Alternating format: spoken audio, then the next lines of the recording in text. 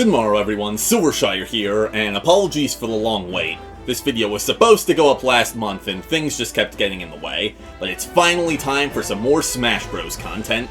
Today, I'm going to pitch my choice for the final Super Smash Bros. Ultimate DLC fighter, or should I say, fighters.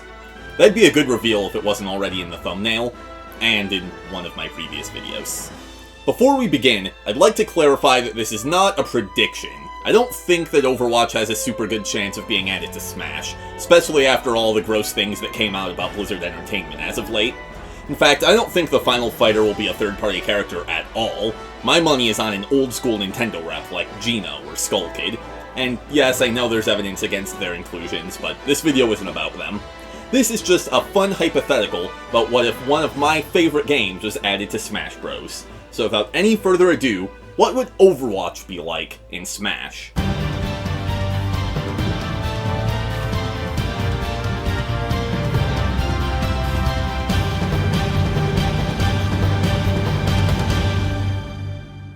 At first, this video was just going to be about one character. But the more I thought about it, the more I realized that just wouldn't be a good representation of Overwatch. This is a team-based game through and through. It emphasizes cooperation both in its gameplay and in its lore. So I decided that Overwatch should be represented by an entire team. 2 damage dealers, 2 supports, and a tank, working together to form one fighter, in a similar fashion to the Pokemon trainer. However, 5 distinct movesets would be a lot to juggle for both the players and the developers. So instead, only 3 heroes, the tank and the damage dealers, are going to be directly controlled by the player, while the 2 supports will be incorporated into their movesets. You'll see what I mean in a moment. So now comes the big question. Out of Overwatch's 32 playable characters, which 5 make the cut? The first hero is an obvious choice. It's none other than Overwatch's poster child, Lena Oxton, aka Tracer. Tracer is all about speed. Her fast-paced movement and abilities to teleport short distances or rewind her position in space-time make her hard to pin down, but her low health means that if she gets caught, she's in big trouble. Because of these traits and the short range of her weapons, Tracer's game plan is to zip behind enemy lines, wreak havoc, and then zip back out too quickly for anyone to react. In Smash, she would be a glass cannon. She'd have the highest damage output of the trio, but she would also be the easiest to launch and have poor vertical recovery. Her normal attacks would use her guns, but they would function as relatively short-range hurt boxes rather than true projectiles. Her neutral special and side special would be Recall and Blink respectively, and they would more or less be identical to their Overwatch counterparts. And lastly, her up special would throw a pulse bomb that sticks to surfaces or opponents and detonates after a couple seconds. This would have to be much weaker than its Overwatch counterpart since it's part of her normal moveset and not her ultimate ability. You may have noticed that I skipped Tracer's smash attacks. Don't worry, we'll get there. Next up is our tank. My first thought was Reinhardt, as he is the prototypical tank and one of my favorite characters, but I don't think he would translate all that well into Smash. Instead, I went with the high-flying moon gorilla, Winston. Like in Overwatch, he wouldn't have a great raw damage output, but he would excel at knocking out opponents who had already been softened up. He would also, naturally, be the tankiest out of all 3 playable heroes. His basic attacks would mostly consist of zaps from his Tesla cannon, including a rapid jab where he continuously shocks his opponent, and his neutral special would be his long-range alternate fire from Overwatch 2. His side special would be Primal Rage, in which he rushes forward while smacking opponents away for low damage but high knockback. And lastly, his up special would of course be his Jump Pack, which would mostly be for recovery but would also deal some damage when he lands.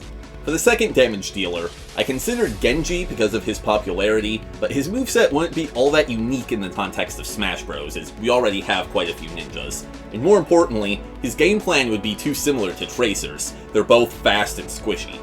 Instead, I went with Mei Ling Zhao, because A, she, Winston, and Tracer made up the initial trio from the 0 Hour cinematic, so it makes sense in the lore, and B, she offers a nice contrast to the other 2. Mei uses an endothermic blaster that freezes anything it hits. She would mostly provide utility. Her neutral special would be a steady stream of frost that doesn't deal a ton of damage, but slows down whoever it hits, and continued exposure to this attack would inflict the frozen status effect. Her side special would fire out an icicle that usually acts as a normal projectile, but it would have a unique perk. It would be the only attack in the game that does not deal reduced damage or knockback to frozen opponents. making it an obvious combo with her neutral special. And lastly, her up special would create a wall of ice under her feet similar to Steve's aerial neutral special. So what about the supports? I decided on Mercy and Lucio, since they are some of the oldest and most iconic supports in the game. All three fighters would have the same set of smash attacks, which would consist of Lucio using the alternate fire on his sonic amplifier to blast the opponent away with powerful sound waves. The three fighters would also share a move activated by holding the B button while shielding, similar to Steve. Doing this would cause Mercy to appear and start healing the fighter. To help balance things, maybe this would cause the shield to deplete more quickly. This way, an entire Overwatch team can be represented by a relatively simple moveset. Overwatch's final smash would be the same regardless of which character you're currently using. It would be an abridged version of their finishing attack from the 0 Hour cinematic, in which Winston, Tracer, and Mei worked together to create an ice bomb that they lobbed at a giant Omnic. Speaking of which, Overwatch's classic mode would be called Omnic Crisis, referencing the event that prompted Overwatch's formation, a worldwide attack by sentient robots called Omnics. This route would consist of battles against robots or characters that look like robots, a theme that I'm surprised hasn't been used in any other classic mode. Overwatch's opponents would be Samus and Dark Samus, Rob, Mega Man, Ridley and his Meta Ridley ult, and Mii's wearing robotic outfits, not necessarily in that order. And of course, Gallium would serve as the final boss. Overwatch is a game brimming with cosmetics, so there are a lot of options for alternate colors. The most logical choice would be to include their default skins, their 4 rare skins, their 2 epic skins, and then maybe their Overwatch League skins, but they could also include some more unique recolors, like Mei's pumpkin skin. Next up, let's talk Spirit Board. This is a perfect way to represent the other iconic Overwatch heroes who weren't able to be included on the moveset. Soldier 76 would be represented by Snake in his blue ult. The Man with No Name would obviously be represented by a Mii Gunner in the Wild West outfit. Pharah would be represented by Samus in her blue ult, and she would start the battle with a jetpack equipped since Pharah is primarily an airborne combatant. Bastion would be represented by Rob, maybe assisted by a tiny Falco standing in for his bird friend Ganymede. Genji and Hanzo would be represented by a Reflect Greninja in his green ult, since one of Genji's signature abilities is deflecting incoming projectiles, and a neutral special spamming Link in his dark blue ult, since Hanzo is an archer. D.Va would be represented by a giant Samus in her pink ult, who, when defeated, is replaced by a normal-sized Zero Suit Samus in her dark blue ult. This is a reference to D.Va's ability to abandon her mech when it takes too much damage and continue the fight on foot with her pistol instead. Junkrat and Roadhog would be represented by a down special spamming Toon Link, since Junkrat specializes in explosives, and a giant Wario who heals at random intervals, since Roadhog can use his Take a Breather ability to restore health.